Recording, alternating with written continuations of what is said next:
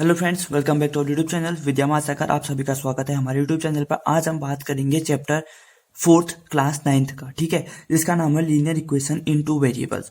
यानी कि कोई भी जो लीनियर इक्वेशन होती है, लीनियर इक्वेशन जिसकी मैक्सिमम पावर 1 होती है, ठीक है। लीनियर इक्वेशन जैसे मैं कहूँ x plus y equal to 5, ठीक है, ये है जिसके हाईएस्ट पावर 1 है।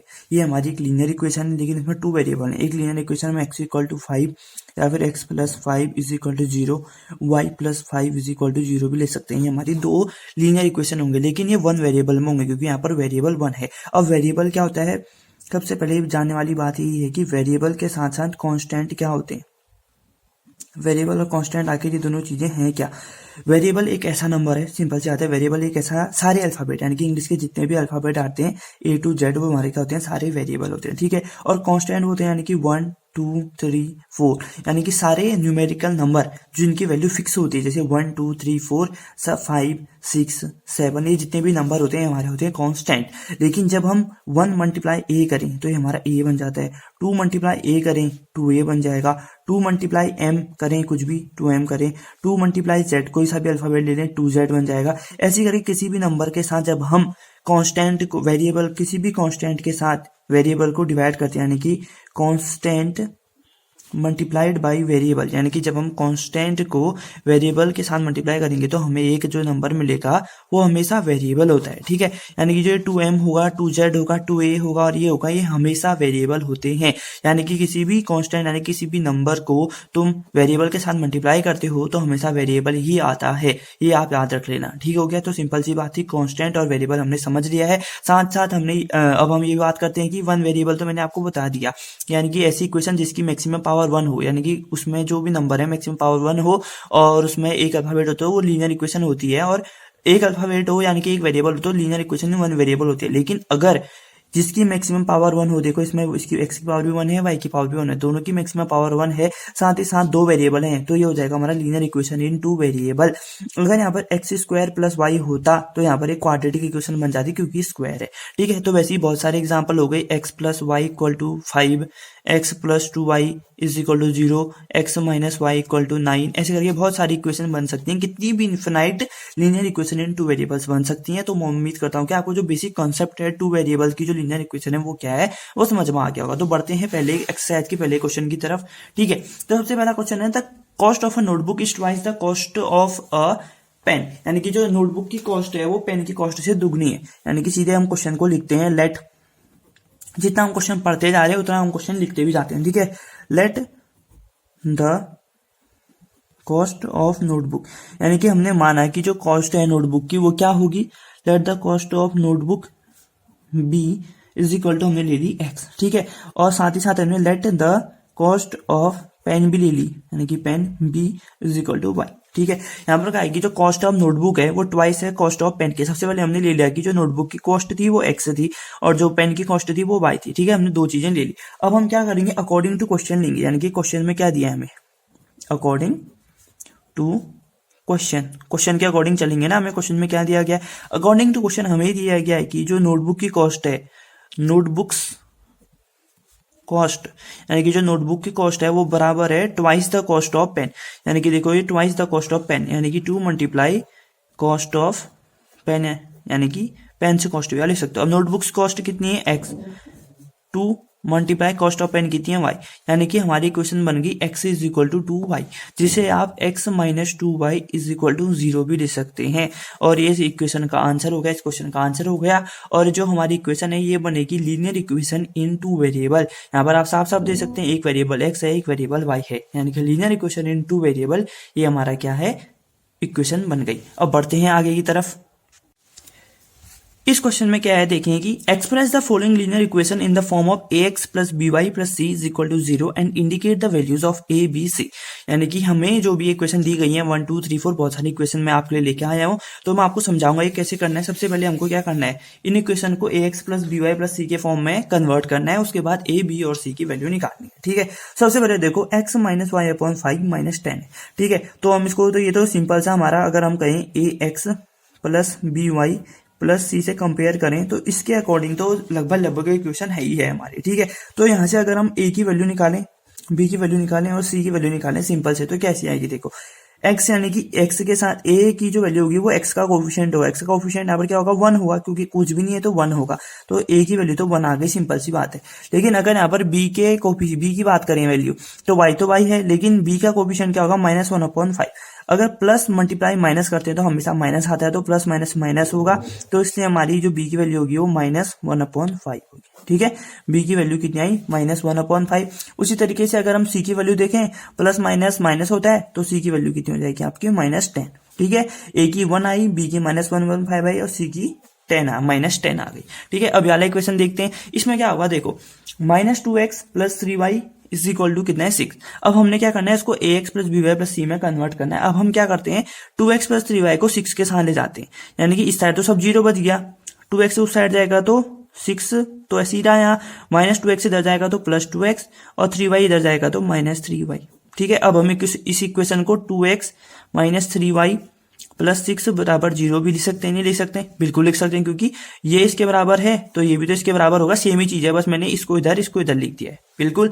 अब देखो इसके आगे क्या होगा, अब इसमें अगर हम इसको कंपेयर करें ax + by + c = 0 से, तो a b और c की वैल्यू क्या होगी, c की वैल्यू तो सिंपल है 6 होगी, जो लास्ट नंबर है वो c की वैल्यू हो जाएगी। ठीक है, और a की वैल्यू यानी कि x का कोफिशिएंट है 2, तो a की वैल्यू 2, और b वैल्यू जो होगी y का कोफिशिएंट, यानी कि y का कोफिशिएंट है -3, तो b की वैल्यू होगी -3।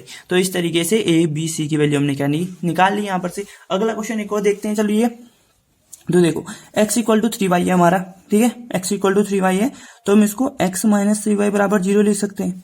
ठीक है, यहाँ पर 0 ले लिए, और लेकिन हमारे पास यहाँ पर ax + by + c = 0 चाहिए होता है। अब a की वैल्यू तो x का कोफिशिएंट यानी कि a की वैल्यू 1, b की वैल्यू y का कोफिशिएंट यानी कि b की वैल्यू -3, c की वैल्यू यानी यहाँ पर कुछ टर्म है ही नहीं, तो c की वैल्यू क्या हो जाएगी, हमारी 0 हो जाएगी। ठीक है, इस तरीके से इसका आंसर भी आ गया।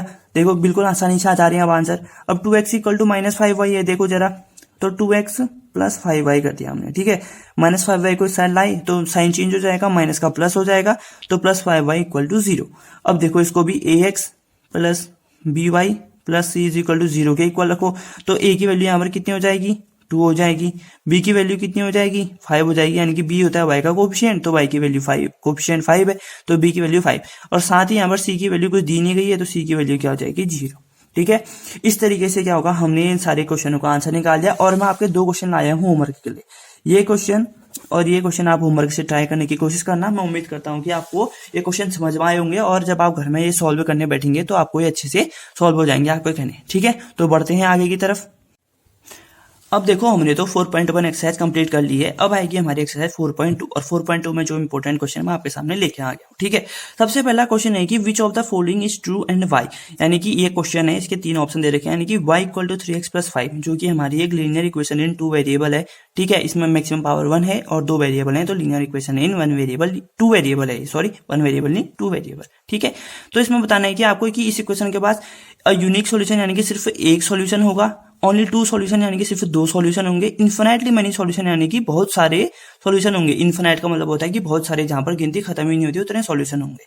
तो हम इसको सिंपली करके चेक कर लेते हैं। ठीक है, सबसे पहले x की जगह अगर मैं 0 रखूं, x = 0 रखता हूं, तो जो हमारी इक्वेशन है y = 3x + y, तो 3 × 0 + 5, यानी कि y = कितनी हो जा रही है, 3 × 0 0 + 5 यानी कि 5, y की वैल्यू 5, x की वैल्यू 0 रखी तो y की वैल्यू आ रही है, यानी कि यूनिक सॉल्यूशन इसका होगा, हम अभी के लिए मान लेते हैं। ठीक है, अगर मैं x की वैल्यू 1 रखता हूं, अगर x की वैल्यू 1 रख के इसकी y की वैल्यू नहीं आती है, तो हम कह देंगे कि इसका यूनिक सॉल्यूशन होता है।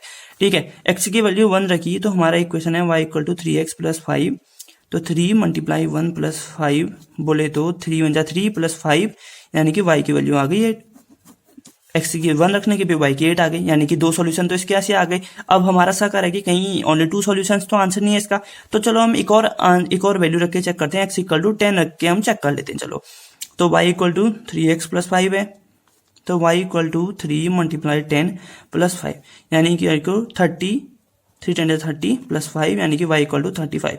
अरे ये तो x के रखने पे भी 35 आ गई वैल्यू, यानी कि इसके 3 सॉल्यूशन आ गए। अब पहला ऑप्शन तो गया, यानी कि इसका यूनिक सॉल्यूशन तो है नहीं।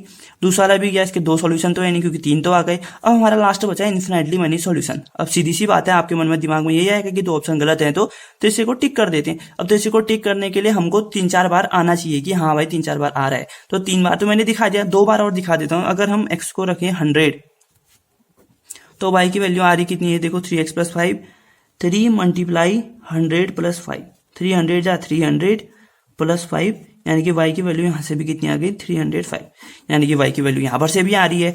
ये देखो अलग अलग बार करके अलग अलग y की वैल्यू आ रही है। x की वैल्यू एक बार चेक कर लेते हैं 1000 रख के, तो y = 3 × 1000 + 5, यानी कि 3000 हो गई +5, यानी कि y = 3005, यानी कि x की वैल्यू आप कुछ भी रखो, कुल मिला के हमें यहाँ पर क्या पता चला कि x की वैल्यू कुछ भी रखो, y की वैल्यू वहां पर आनी ही आनी है। ठीक है, यानी कि x की वैल्यू आप कुछ भी रखोगे तो y की वैल्यू वहां पर कुछ ना कुछ आएगी ही आएगी। ठीक है, तो इसका मतलब हमारा आंसर इन्फिनेटली मनी सॉल्यूशन बिल्कुल करेक्ट है।